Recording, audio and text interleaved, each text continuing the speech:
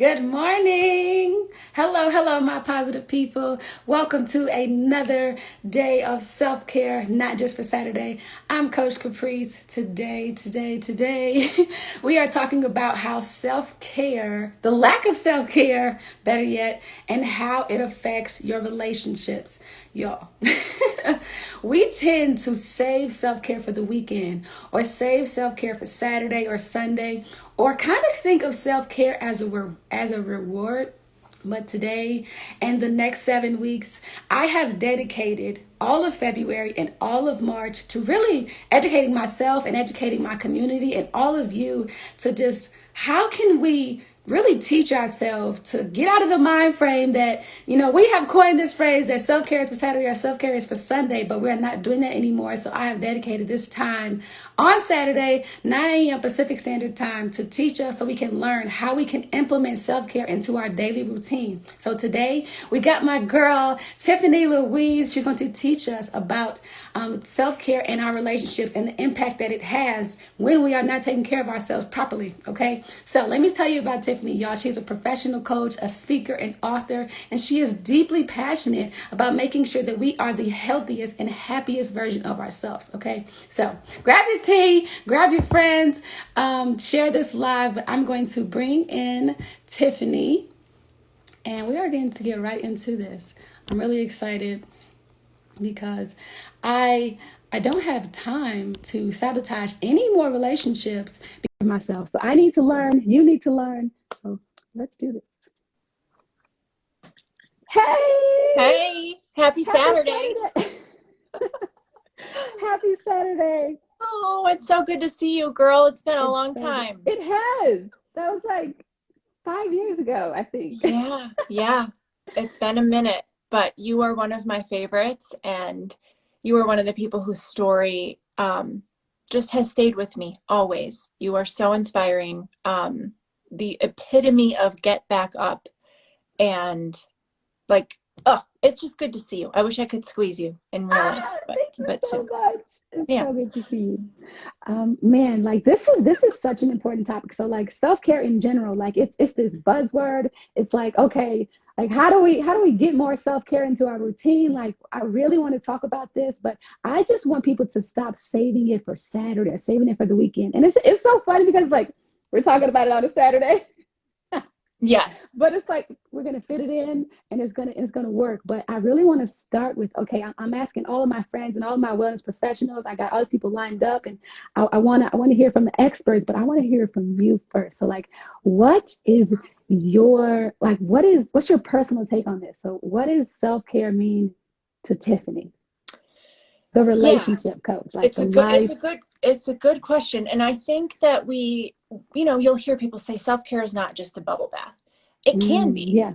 For me, I think of self-care as like being a good parent. So if we think about how we care for someone or something, good parents care for their children by doing the things that are good for them, not always the things that feel good. Like a young child who wants to eat a bag of gummy bears because it feels good in the moment. But a good parent is saying, sweetheart, I know you want those gummy bears, but if you eat the whole bag, you'll be sick. So when I think of self-care, I think of doing the thing that is good for us that we might not always want to do. And we hear this phrase a lot about like reparenting, but oftentimes we have to take responsibility for ourselves and our lives in a ways that we weren't taught as children, that wasn't modeled for us. So for me, self-care is how am I a good steward of my life, my health, my spirituality, my well-being, and how do I do the thing that a good parent would do for my precious self? It might be pay the bill that I don't want to deal with. It Oh. might be meal prep when I just want to relax. It might be ask my husband for a break from my 10-week-old puppy and go take a bath. It might be the bath. But I think it's learning to listen in, to tune into what is for our highest good, and then to trust ourselves enough to do that for ourselves. So I think self-care can be a bubble bath if that's what your spirit is telling you need that day. But it can also be, I need to go make that phone call to the bill collector that I'm avoiding. I need to enlist myself in a walking group or a workout group or hire a trainer because I need support. It's taking care of ourselves. And it's not just, you know, Epsom salt baths and getting your nails done. And that can be a part of it, but I think it's deeper. That's really good. So what I'm hearing is like, so self-care, we can do the bubble bath and it's cute, light the candle, but self-care is also doing what you don't want to do, but what's necessary to do. Yes. I think that's a big piece that's Ah, missing from the yes. conversation. And those are the things that move the needle in our lives and those are the things that build self-trust. If we don't feel like we can trust ourselves to take care of ourselves, we start outsourcing. We start outsourcing that responsibility. We start asking a partner to be responsible for our well-being. We start, you Mm. know, feeling victimized by our circumstances, by our work, by our whatever. Personal responsibility is the gateway to all that we want in this life. And so for me, I think building that trust of like, hey, I've got your back. It doesn't matter if you got a guy or a girl or a boss, I will take care of you in this life. And then we feel safe with ourselves. When we make agreements with ourselves and we aren't accountable to those, we lose trust. And then we live in this cognitive dissonance within ourselves, right? And we want things to shift and we want to feel better, but we can't trust ourselves to sort of support ourselves in making it better. So yeah, I just wanted to add that on. Self-trust, self-love. This is the relationship I've got going for the rest of my life. People come and Yes. go, as we know. But I'm with me till my last breath. And if I don't know how to live in this body, in this mind, in a kind way, being a good steward of my life, I make my life harder than it has to be. Truly. Oh my goodness. That's really good too, because it's like we love accountability because it's like we love to join accountability groups and it's like, okay, well, hey, I'm gonna send you this text, like, are you gonna meal prep? Are you gonna do these things? All those things are great. But and I love accountability too. But you have to be accountable to yourself for doing the things that you said that you were going to do because we Yes. get one body, we get one mind. And so like we have to steward it well. I love that. I love that. So this one right here, like this quote of yours, oh, I had to like let it marinate. I was like, I kind of want to put this.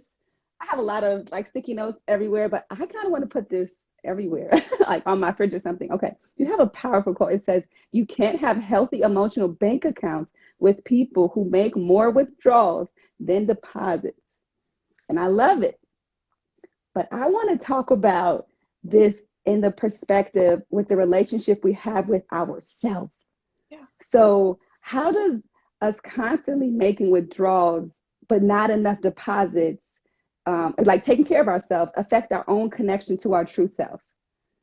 I mean, hugely. And Yeah. as someone who considers herself a recovering codependent, somebody who Ooh. outmade others' needs so much more important than my own for a good chunk of my life, it's really difficult because we see that as like benevolent, as like giving, as the kindest thing we could do is make other people's needs so important.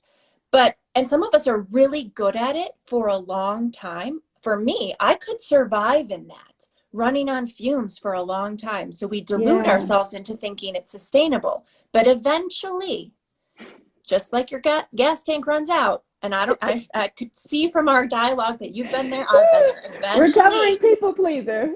Eventually, your gas tank is empty. You're on the side of the road, and you're left with this like, we want someone to blame. And I would be like, he didn't do this, and no, I I contracted this agreement. I allowed Yeah. this relationship to exist in a way where I gave more than I received.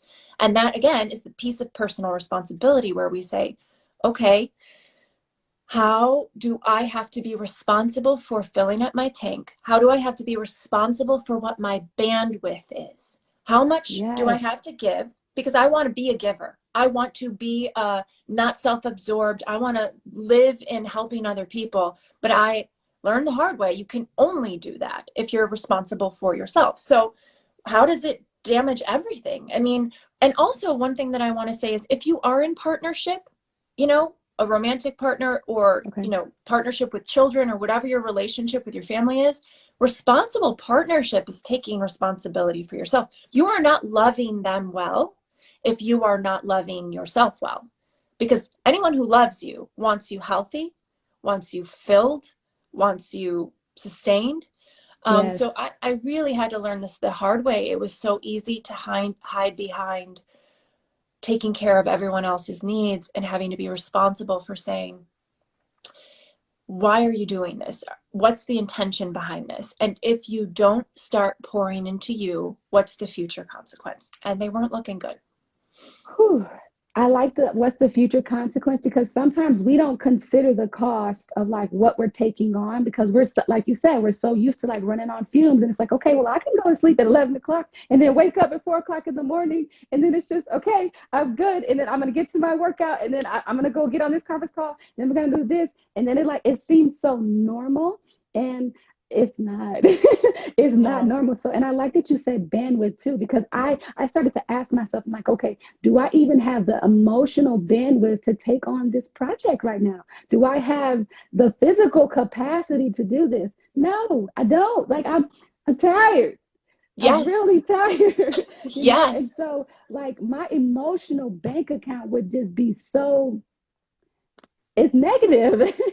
Mm-hmm. So like what is it, why does it matter if my physical, if my financial bank account is looking good, if my emotional bank account is just so empty, or even my mental bank account? And so, and some one of the things I do with my sisters, like because my sisters are not my therapists, they're not licensed clinical professional counselors, or like yourself, they're not a licensed clinical social worker, they're not equipped to do these things. So I'll say, Candace, hey girl, do you have the emotional bandwidth for this right now? Because I just need 10 minutes of your time. And so my sister, she's 12 years older than me. I don't even know anymore. So we have like this sister mentor, motherly relationship. And she's like one of my biggest accountability partners. She's like, I told you not to do that. Like you didn't even have time. And so I literally will say, do you have the emotional bandwidth? Because I started to ask myself that question, and it was like, you're putting way too many things on your calendar. Where are you? Yeah. And it's just And like, until you okay, learn what the cost of that is, yeah, that's the beauty of burnout. The blessing mm, of that mess is the lesson. This is the cost if I keep doing this, and yeah, I had a big moment this summer. I've been taking a pretty big break from social media, but I turned down a second book deal, oh my which goodness. who the heck would have thought I would ever have said that? I never. If you would have asked 20-year-old Tiffany, I'd be like, turn down a second book deal? Are you kidding? But it wasn't the right book. It Okay. wasn't the right time. It would have taken my entire summer. I had felt like I really needed that time to work on other things, to be with my family, Mm, and the cost would have been too great. And if I would have been in my ego, or if I would have been in performing, if I would have been in like I need to be a two-time published author to matter, I would have said yes. yeah, But I was in my discernment, and being present to like what's a yes and what's a no. It's subtle. Our systems, I don't think, are super loud. We wait till it gets really loud, but if we yeah, learn to listen to that whisper of like, I don't have that, no. And we have to learn how to do that on the things that aren't life or death, because I don't know about you, I want to be able to show up when it really matters. yes, So I have to be really discerning on the points where I can say no to that invitation, or I can say no to that request. I can pause on this. It doesn't mean no forever. It might mean no for a while. And learning how to reserve that, because for me, I was a therapist for so many years, working in trauma and addictions.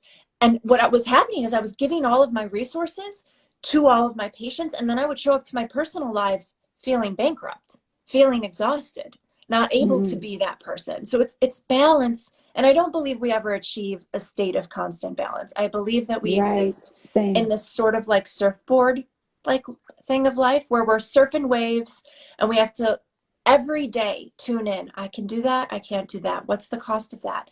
But we can only do that when we're curious about ourselves and present to ourselves. I always say we're curious about people we love, and we are often too uh, not curious about ourselves. What can you do, sweetheart? What do you have? What do you need? How can you ask for that? mm, Um, And it's not easy. We have to learn this skill because for a lot of us, it isn't modeled, it isn't taught. It's taking care of ourselves is, we're told, is selfish, especially for women. Yes. Um, I find I've worked with men and women for many, many years, and this is a very generalized statement, but when I would Hmm. run groups for men in addiction and I would say, you need to go to this many meetings a week, they did it. It wasn't like, how am I going to balance my work and my family and all? No, I need to do it. I'm going to do it. The women in the group would be like, well, I have to pick up my kid and I have to do this and I have to do that. And it was this like, how do I ever take that space? Men have this much more like, that has to be done for myself, chosen in general. And so it's something I really think women need to work on, because we're not taught it. We're not taught to take up space. We're not taught to say no. We're taught to be accommodating and pleasing and helpful. Yeah. And sometimes we can please our way into being really sick. Yes.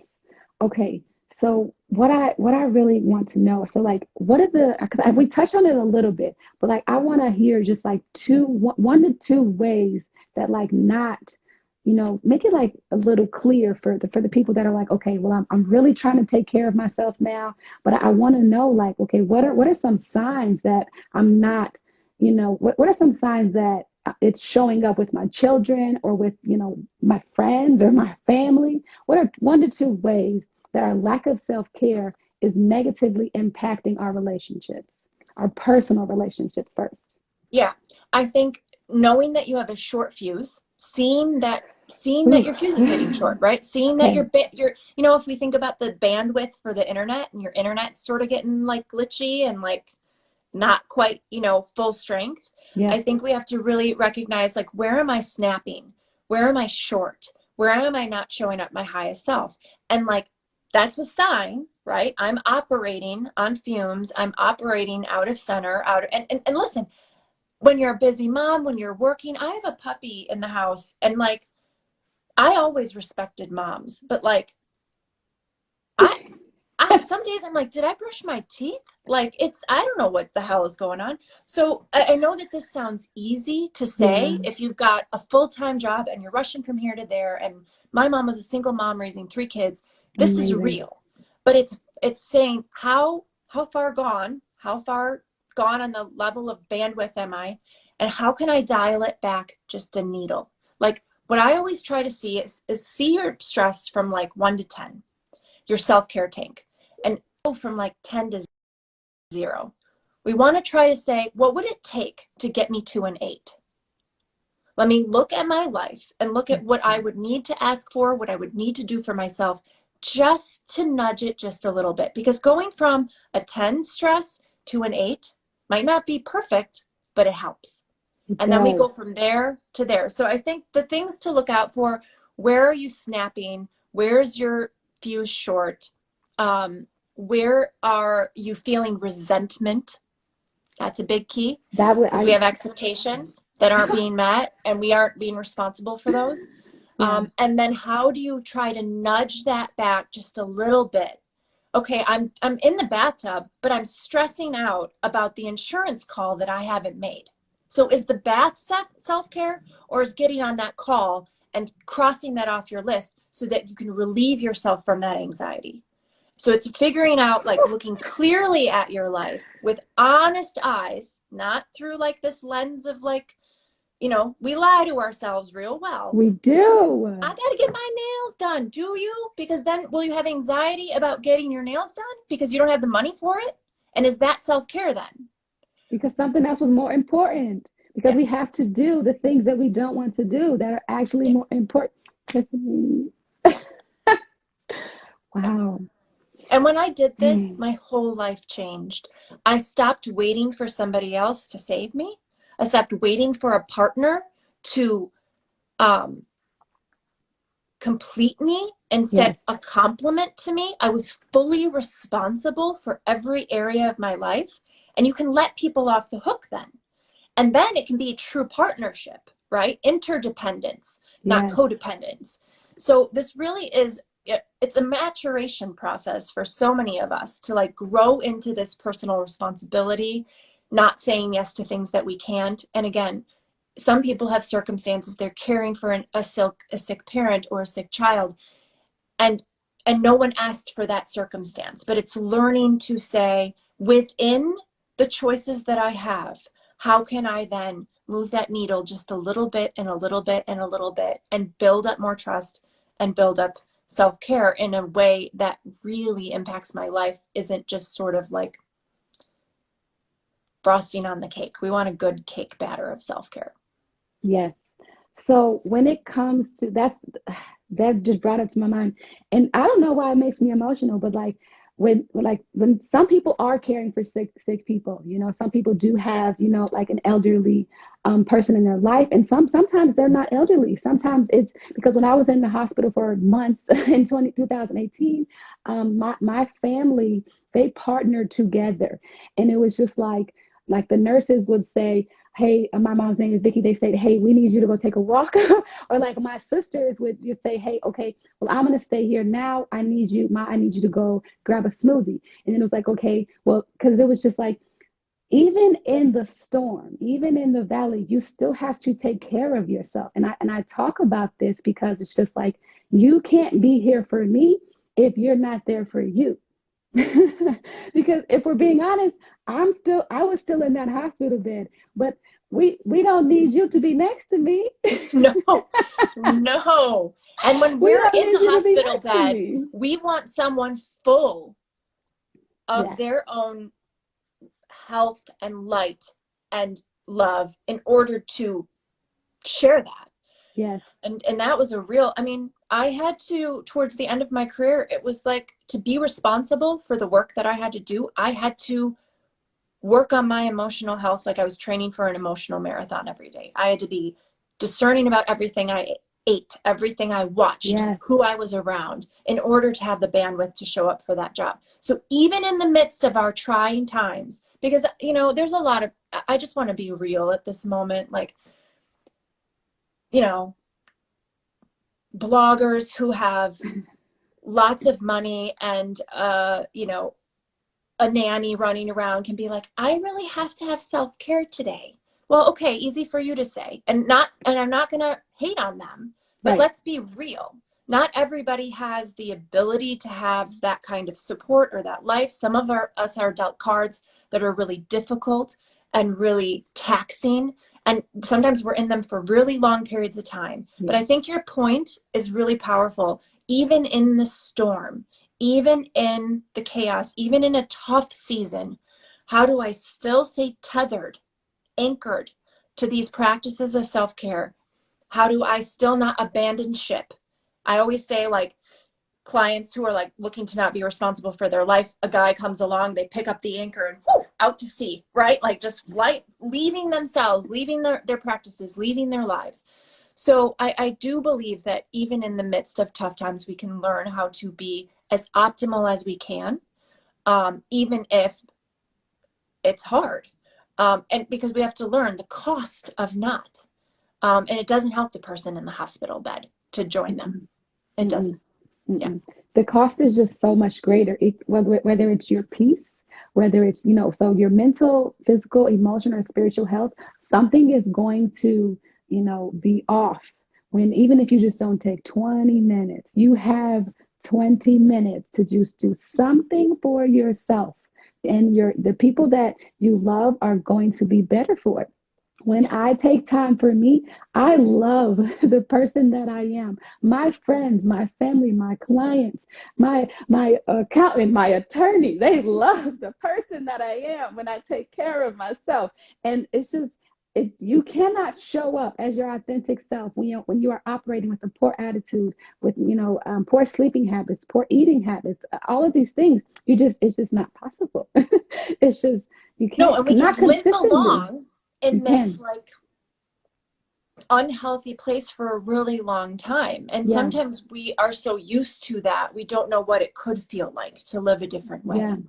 And so that's why conversations like this are really important. We hear Valentine's Day gets all this hype, and yeah, we focus on romantic partnerships, but I love this like shifting of this narrative to like this relationship with me. The yeah, relationship I have with myself makes any kind of relationship of any health possible with my husband. when I'm not well here, when I'm not managing my own expectations for him and for myself, when I'm, and I'll give an example because I Okay. think it's really helpful. I'll just use this puppy for an example. We had really honest conversations about expectations before we got the dog. My husband works a ton and he said, listen, I can do this. Are you okay with it? So I went into this knowing that with my work, I can be more flexible. I would have more of the responsibility. And here I am in all of that responsibility, wondering if I brushed my teeth and did I put on deodorant, like, because I'm running after him and making sure he's trained. And in this moment, I was like, okay, what I'm feeling my tank get low. What do I need? How can I ask for that help? How can I coordinate something, put him in the, crate longer, tire him out outside because I need to brush my teeth and put deodorant on in order to feel like a sane human. And it was like, and I couldn't be mad at him because it wasn't his fault. I was in a place where it's a season of more work, but I still had to find these ways to anchor myself in self-care, practice what I preach, ask for more help from him, which is what he's doing right now, watching the dog so I can Yeah. be up here hanging with Yeah. you. This is how we do it. We have to be responsible for that conversation. We have to Yeah. really tune in. What do I need? And it's not always a fun answer. It's not always like, treat yourself. Yes. The It's outfit. not. Some days it is. And some days it's, I need to call that therapist and Yes. talk this through. And I need to call that doctor and have this symptom checked out that I've been ignoring. Yes. Because what I've found is those things unconsciously teach us, I got you. You're okay. You're safe with me. I will take care of you. And all of us, that's all we're looking for is safety, right? But we're looking for it outside of ourselves. We are. Yeah. And so long as it's not here, you're not going to find it out there. I love the narrative shift is when I really like that example of asking for help. So for me, I had to tear down and go through broken relationships and like see how hindsight is 2020. Sure is. Like when you get on the outside of things, it's like, ooh, that was a lot of me. Like I did that, like I played a huge role in the destruction or the demise of the way that this relationship fell apart, right? And so I had to really realize it was just like now as a whole person, I realized that one is a whole number. One plus one is two. Okay, but I don't need a partner or another person to complete me. And so once I walk into something, as God sees fit, if I walk into something, ever again, I will be completely whole and healed because I'm not going to see this person as like completing me or needing to, they won't be doing any of the things. All of this will just be icing on the cake because my cup is full. And it's just like, I And have to think take about the care of partners me you're going to first. choose then. How different we choose partners when we feel full first. Yes, It's an entirely different sorting process because I it see is. dating as sorting. What Right. do you have? What am I looking for? How does Okay. that fit? Sorting. Just It's get my really, it's like Zillow. You're clicking boxes, looking for what kind of house you okay. want. And if someone, the house might be beautiful, but if it's out in the desert and you want to be on a lake, you're sorting, Wow. right? So Wow. we sort differently when we're like, I'm good, I got me. You're a compliment to me. Yes. We date differently. I always say this is my clients sit, and I do this all the time. This is how we date. We lean back. We are like, oh, Well, I'm let me lean interested. back a little Let then. me let me see how you are. And when we are dating from Just lean you back a need little. to fix me, we're lean forward. Oh my God, choose me, pick me. Wow. Do you like me? Okay, you better do this for me. But Do when we're I even like self-possessed, you? it's a completely different energy. It is. Wow. Yes. Because Lean I was back. I was I was talking about it and it was just like, resentment would build because you go into it with like this kind of expectation from what everyone else has of marriage. And it was just like, okay, well, let me just kind of adopt this in my mind or place this in my heart. And so I had that, well, I don't like because everyone has this well, not everyone, a lot of people had this perception of me like you're so strong, you're so this. And it's like, I love to be that because God, he designed me this way. But then it's just like, if I were to be anything that was kind of weak, I didn't ask for help. And so that was my lack of self-care, and it damaged so many relationships. It damaged business relationships because I would miss deadlines because I was, running myself into the ground. And so then resentment built, all of these different things. And it was just like, I can't run 150 miles an hour and just, it was not well. And so now I ask for help.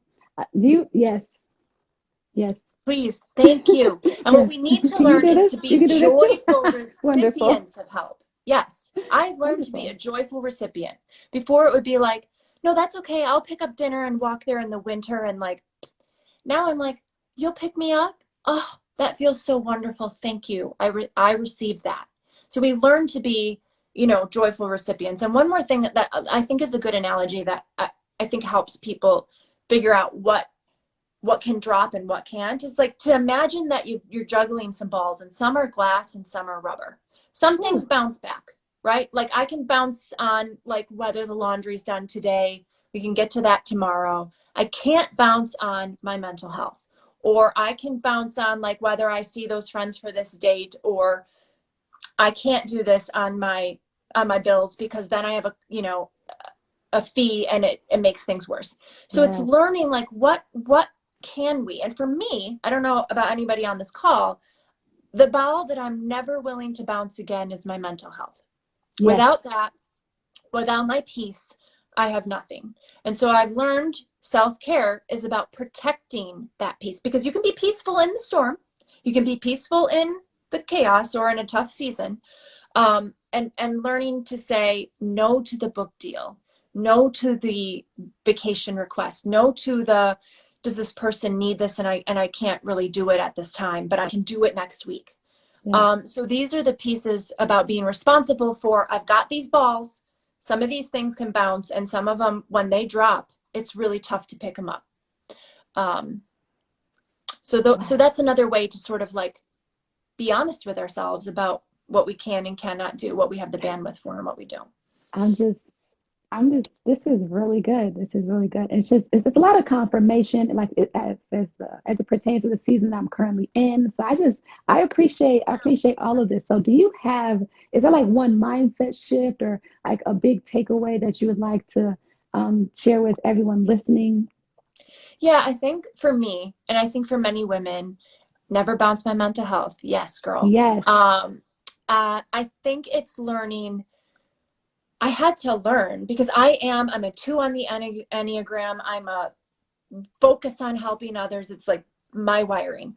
But Mhm. I had to really like rewire this. And this is what I would do for my patients who were struggling to take up space and take the meetings that they needed, and where the men in their lives were easily doing it, is to say, me serving myself is serving others. Me taking this moment of sanity from my children is making me the best mother. Me Wow. doing something that's hard, like calling up a debt collector, is tough and difficult, but is making me the best person I can be because I am not living in the anxiety of that. So it's really saying every self-care deposit. Now, selfish is a different story. And sometimes when we've been so selfless, the pendulum can swing. Sometimes Yeah. we can start to be real selfish, like, no, no, boundaries, boundaries, boundaries. And what I find is we sort of even out in the middle eventually of like giving and being outside of ourselves, because I think a completely self-focused life is actually a really painful life. Mm. So I think it's this balance of filled up here so I can be of service in the world. And some of the ways I find it's easiest for women to be of service is to say, when I fill up me, I'm actually loving the people that I love. That's I was trying, me serving myself is actually serving others. I was trying to like memorize it because I say this all the time because it's just like self-love is a prerequisite to loving other people. And it's so synonymous to what you just said, because it's just like there's no way that I can love you if I don't love myself first? And so I naturally want to serve. I really feel like this is why God has continued to save my life, so I can continue to serve other people in the way that I do, what in whatever shape or form He continues to grace me to do so. But how I serve them is how, in the excellent way that I serve them, is contingent upon how much I serve myself. It So, is. It is. whew, okay, And, you know, like oh, me being goodness, vital, me being well, me yes, being happy, me being full so I can then pour that excess into my husband, that serves him. it Me being does. well makes his life better and happier. Yes, and I love that recap. Self-love is a prereq because when I was loving out of codependency, let's be honest, it was a transaction. It was, Yeah, if I love you this way, I'll be validated. If I love you enough, you'll choose me and I'll be enough. It wasn't pouring from a place of, I am giving this without expectations. I'm giving this because it feels good to give this. I'm giving this because I'm in a healthy relationship where I trust it'll be reciprocated. It was given with an agenda. and I So had the only way that we anxiety. can love is when we have this fullness. And it took me many, many years to learn that. So if you're struggling with that, it's okay. We all Yes, been there. Um, exactly. and all we have to do is move that needle one step at a time. What's just today a way I can pour into myself and take care of myself? Exactly. Like one day at a time, because we only have these 24 hours. Like we have no idea what tomorrow is going to bring. There's no clue at all. Okay, I have a lightning round for All you. right, let's Are go. you, I'm excited about this. Okay, so, I'm but this ready. is a would you rather self-care edition. Okay. Okay, so go for a drive or watch a movie. Movie. Okay, lay on the beach or go for a bike ride. Ooh, both. Both. But right now in quarantine, Yeah. beach. Okay, Okay. yes. Beach. Sun me, please. Yes. Okay, go dancing or take a nap. Dancing. Yes. But see, because I'm trying to get into the nap ministry, but I take long sleep. I would take a nap for like 7 hours. It's bad. Okay. Book a time with a therapist or try a new workout class. I mean, right now, if it was an in-person workout class, I'd choose that because I haven't Yeah, had one in, 10, 12 months. But I have a standing therapy appointment every week. So both. necessary. Both of them. Both of them. Okay. Bubble bath or phone on Do Not Disturb to binge watch Netflix. Bubble bath Okay, every yeah. day. I haven't really found anything on Netflix that I like because I've seen all 10 seasons of Friends already. So Oh, there's so much good there. there is. It's my favorite show. It's the greatest thing of all time. Last one. Write or meditate. Mm. Right now, right. Today, I choose right. Same, same. Okay, that leads me into tell us about your book. Tell us about Oh, well, I this have year a I journal, will. out. It's been about a year, 2 years. I can't even remember. But it's called This Year I Will, and it's actually relevant to the conversation that we're having because what it can really help us do um, is get clear on what it is that we want to create and get clear on what barriers are there, what kind of thoughts we're telling Mm, ourselves that keep us from taking those actions, what kind of stories, what kind of behaviors. So it's, less than $15 on Amazon. It's on Target, Walmart, Barnes and Noble. And it's really designed to be a tool to help you create shifts in the way you think because it all starts in our thoughts. Our thoughts yes, create our feelings, and then our feelings create what we do. So many of us are so focused on what we're doing and trying to change how we feel that we forget we have to come back to the source. Think about what we're thinking about. Think about how yes. we think I about say that self-care. so much. And that's really what the journal is designed to do. So if you don't have it yet, I think it's, I use it myself. I designed something that I would want to work in. So yeah, it's been great. People are having wonderful things to say about it so far, and I feel very blessed. Love that. Love that. So this year I will. It is a 52 week, 52, it's a whole year, y'all. The whole 52 year. week, whole year, y'all. 52 week guided journal. on Amazon by Tiffany Louise. Thank you so much. And I really love that too, because sometimes we have to shift our mindset to even feeling like one, self-care is not a reward. Yes. It's not a No, reward, it's a it's a necessity. requirement. Yes. Exactly. Requirement. Not just for Saturday.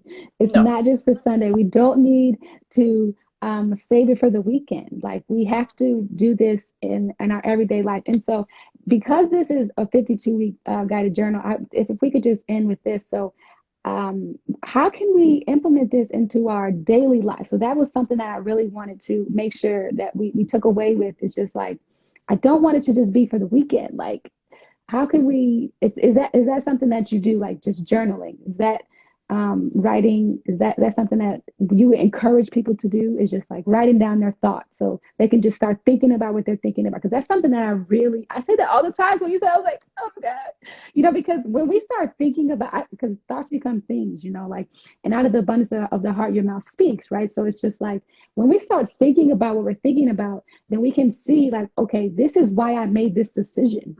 Because I was actually angry. I was actually lonely. I was actually super hungry. I was actually tired, or all of the things. And so if we just, actually just write it down, like, pay attention and just pause for a second to see, like, well, why do I feel like I'm not so deserving of self-love? Why do I feel that I can't take 20 minutes for myself? Why do I feel like I have to put everyone else's priorities over my own? Yeah. Why? I have to start thinking about this, because if I just keep ignoring like what's going on in my head, then I'm just going to keep pushing it back. And then I'm going to numb myself. I'm going to place a layer of insulation around my heart, around my mind. And I'm just going to keep going on autopilot. And there's no way to heal from that. And there's no way to say self-care. Yes. Then it's just a hashtag. It's just like self-care is the best care. I got Yeah. my tea. Yeah. Yeah. Then it's a hashtag versus a lifestyle. And I think you Yes. said, I think you said something really important. You said the word pause. And I Yeah. think however you pause, however, if you pause with a journal once a week, if you pause, I prefer to work up to pausing throughout the day. Okay. Pausing in the morning and saying, I didn't sleep that well, so what? I need to be gentle with myself today. Or I feel Okay. really energized, and the best thing I can do for myself is use this energy to move. Or I've got a full day, so I'm going to make sure that I have a moment to step outside and get some nature. Pausing and getting curious. What do I need? What am I expecting? How can I manage those expectations to be responsible for those for myself? How can I communicate and ask for help? When we're running on autopilot, we are thinking things that we're not questioning. We are living a life that is going um, undissected, Yeah. Yeah. unacknowledged. And we pick up thoughts. We have thoughts. I always say it's like lint. Now it's like dog fur in my life. But like we'll pick up thoughts that aren't ours. Thoughts from our mother that we were conditioned to learn it's selfish to take time for yourself. Well, she learned that from somewhere. We can have compassion for her lesson. But is that true for me? And we only get there if we pause and consider the truth. Um, and I always say the truth is things as they really are, no worse, no better. So some of us have a really hard time looking at things as they really are, right? We Yes. create stories, we catastrophize. What do I need today? How do I pause throughout the day to check in with me? Oh, I just need a breath. Okay. And I've learned, and as you do this, you'll learn what you need to operate. I know I need sunshine. I need to be outside. So even when it's cold, if I can get outside, my entire mood changes. If I can, I know I need to move, and not just for how I look, for how I think, for my mental Yes. health, for my anxiety. Movement is key. If I don't move, I'm not my best self. So let's pause. How can I work it in today? I got this. I'm busy. I'm tired today. I don't feel optimal. Let me wait till the evening and I'll do yoga then. That is how we figure out how to shift this stuff. If we're just cruising through life, not checking in, we're missing all of the gold. Our triggers teach us. We're missing all of that gold that is there for us in order to shift some of this. So This was so valuable, but I want our triggers teach us. yeah. Our triggers teach us. This was so valuable. I appreciate you so much. I Thank appreciate you. you so much. It's good to see your beautiful face. It's good to see your face as well. And again, it is This Year I Will 52-week guided journal on Amazon by Tiffany Louise. So you guys, we learned about how our lack of self-care affects our relationships. And that have you been having a short fuse? Been snapping on your kids? Okay. Have you been snapping on your friends? Like, have you been hiding from your friends? Like, have you, been kind of going in on your spouse for the smallest little things? Like, or even at the grocery store, somebody bumped into you with their cart and you got a little more angry than you should have. Let's just be honest with ourselves, okay? So Yeah. let's pay attention to those tiny little things, our fuse, our attitude, because if we're not taking care of ourselves, it's going to affect our relationship and our personal and our business life. So I appreciate you guys for listening in. Share with a friend if you feel led. And Tiffany, you have a wonderful Saturday. You too. This was Thank self-care you. for me being with you. So Oh, I love happy that. Valentine's Day, girls. And Oh, lots you of love to too. everyone on this call because you don't need a partner to feel that love. At all. All At right. all. Thank you. Thank you. Bye bye, Bye. everyone.